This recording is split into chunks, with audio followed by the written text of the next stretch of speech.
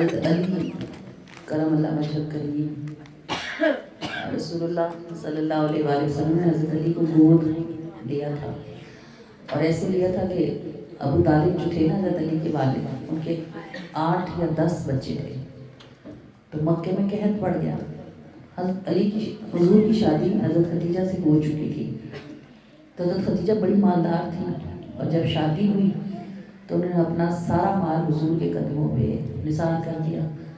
تو حضور صلی اللہ علیہ وسلم نے اپنے چچا جعفر تھے میرا خیال ہے، ان سے کہا، یا عباس تھے حضور کے چچا، کہنے لگے کہ چچا کیوں نہ ہم اپنے ان کے ابو طالب کا بوجھ بانٹ لیں، ایک ایک بیٹا ہم لے لیتے ہیں، اتنا مشکل ہو رہا ہے بچوں کا پیٹ بھرنا۔ تو انہوں نے کہا ٹھیک ہے۔ اب یہ دونوں حضرت ابو طالب کے گھر پہنچے۔ حضرت علی جب پیدا ہوئے تھے نا تو رسول اللہ اس وقت مکے میں نہیں تھے، کہیں باہر 2-3 دن کے لیے شاید تجارتی کافلے کے ساتھ گئے۔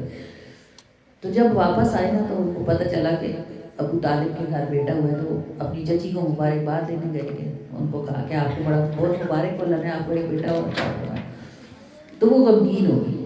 انہوں نے کہا کہ حضور صلی اللہ علیہ وسلم سے کہنے لگی کہ بھلا مبارکباد کیسی، اللہ نے بیٹا تو دیا ہے پر نابینا ہے۔ تو حضور مسکرائے، آپ کو تو پتہ تھا کہ اللہ نے وہ بیٹا دیا ہے جس کی نگاہیں نماز میں سجدے سے سر نہیں اٹھائے گی جب تک صاحب سجدہ کا دیدار نہیں کر لے گی۔ تو کہنے لگے کہ اچھا اللہ مجھے تو دکھائیں۔ تو چچی جو تھی وہ ہاتھ پہ حضرت علی کو لے کے آئیں، ایسے چھوٹا بچہ جیسے لا کے انہوں نے جیسے ہی حضور کو پکڑانے لگی نا تو کہنے لگی آج 3 دن ہو گئے، اس کا باپ بھی اس کو اٹھاتا ہے، بہنیں بھی لاڈ کرتی ہیں، بھائی بھی اٹھاتے ہیں، میں بھی کتنی بار ہلا جلا چکی ہوں، آج تیسرا دن ہونے کو آیا ہے، اس کی آنکھیں ہی نہیں کھلتی۔ تو جب وہ ایسے بات کر رہی تھی نا، ایسے حضرت علی ان کے ہاتھ میں تھے، تو جیسے ہی انہوں نے ایسے حضور کے ہاتھ میں رکھا نا تو حضرت علی نے آنکھیں فوراً کھول دی۔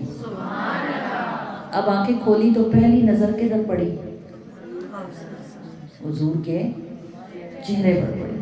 ادھر پہلی نظر کعبے پہ پڑی، جب پہلی نظر کیا چیز ہے دنیا بھول گیا۔ لوگ کعبے کو دیکھتے ہیں تو مست ہو جاتے ہیں، جنہوں نے کعبے کے قبلے کو دیکھا ان کا حال کیا ہوا۔ اور حضرت علی کو، حضرت علی ولیوں کے ولی ہے نا، تو حضرت علی کو 3 دن سے انہی ہاتھوں کے لمس کی تلاش تھی۔ اپنے باپ بھی اٹھاتے تھے تو علی کو پتہ لگتا تھا کہ ہیں تو محبت والے ہاتھ، پر وہ نہیں ہیں جن کا میں انتظار کر رہا ہوں۔ ماں نے بھی اٹھایا تو پتہ لگا کہ ہے تو کوئی چاہت شفقت والی ہستی، پر وہ نہیں ہے جن کا مجھے انتظار ہے۔ تو جب حضور کے ہاتھوں میں چھوا تو حضرت علی نے 3 دن کی بند آنکھیں کھول دی، اور پہلی نظر حضور کے چہرے پر پڑی تو حضور مسکرا پڑے اور چچی کو دیا اور کہنے لگے کہ اس کی نگاہوں کے نور سے نامعلوم کتنوں کے دل روشن ہوں گے۔ یہ کہاں نابینا، یہ تو اندھے دلوں کو روشنی اور بینائی دینے والی ہستی۔ پھر حضرت علی بڑے ہو گئے جب، تو رسول اللہ صلی اللہ علیہ وآلہ وسلم نے پوچھا، مسکرائے اور پوچھا علی آنکھیں کیوں نہیں کھولتے تھے؟ تو علی بھی مسکرائے، کہنے لگے آپ کو پتہ تو ہے کیوں نہیں کھولتا تھا۔ تو حضور اور حضرت عباس دونوں گئے، حضرت علی کے گھر گئے۔ حضرت علی کوئی 7 سال کے ہوں گے، 6-7 سال کے۔ تو حضرت عباس نے کہا کہ حضرت عباس نے حضرت حضور سے کہا کہ آپ پہلے پسند کر لیں، آپ ان کے بچوں میں سے کس کو لے کے جانا چاہتے ہیں۔ تو حضور نے مشورے کے طور پہ حضرت عباس سے پوچھا آپ بتائیں بھلا میں کس کو لوں؟ تو وہ ہنس پڑے، انہوں نے کہا ساری دنیا جانتی ہے آپ علی کو لے کے جائیں گے۔ تو حضرت علی فرماتے ہیں کہ اس وقت میں چھوٹا سا تھا تو میرے گھر کے بیڑے میں، میرے گھر کے صحن میں نبی پاک صلی اللہ علیہ وآلہ وسلم گھٹنوں کے بل میرے آگے بیٹھ گئے اور آپ نے ایسے دونوں بازو پھیلا لیے اور کہا علی آ میرے سینے سے تو لگ جا۔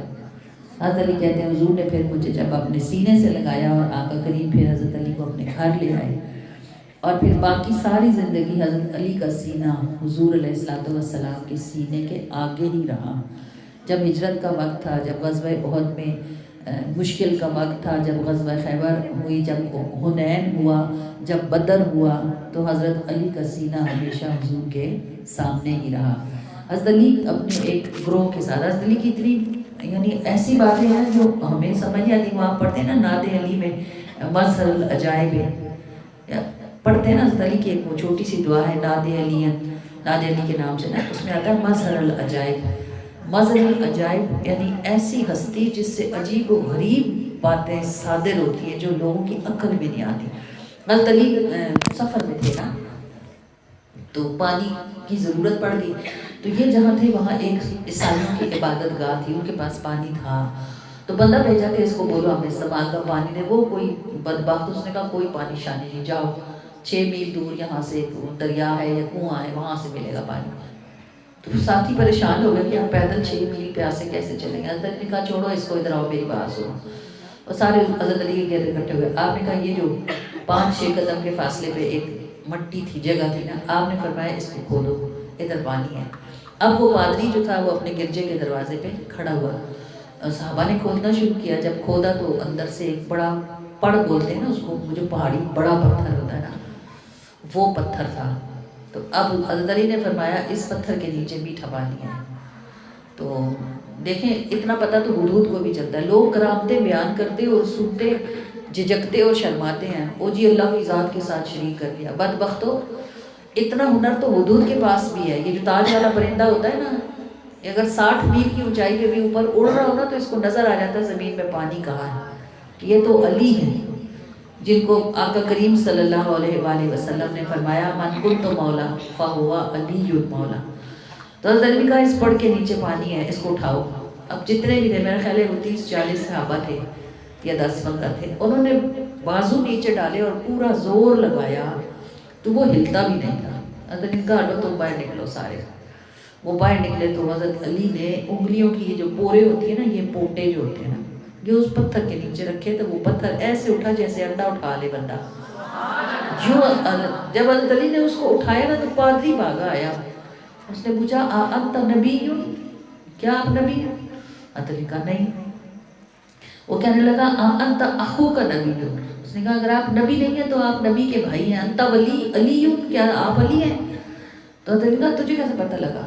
تو اس نے کہا ہماری کتابوں میں لکھا ہوا ہے کہ اس پڑ کو جس کے نیچے میٹھا پانی ہے یا تو نبی اٹھائے گا یا نبی کا بھائی اٹھائے گا جس کا نام علی ہے. یہ شانیں ہیں ان کی جن کو اللہ نے شانیں عطا فرمائی تھیں، اور وہ شانوں کے قابل تھے. جن کو لوگ مشکل کشا کہتے ہیں ایسے نہیں کہہ دیتے. وہ مشکل کشا ہے تو ان کا وصف ہے مشکل کشائی، تو تب ہی وہ مشکل کشا کے نام سے مشہور ہے. اللہ تعالیٰ ہمیں ان کا فیض نصیب کرے. اور اس ٹوٹی پھوٹی جو ہم سے ہوئی، ہم ان کی شانوں کا حساب سے بیان نہیں کر سکتے. جو بھی ہم سے ہوئی وہ ہم سے اس کو قبول فرمائے اور ہمیں اپنی نگاہ محبت نصیب فرمائے.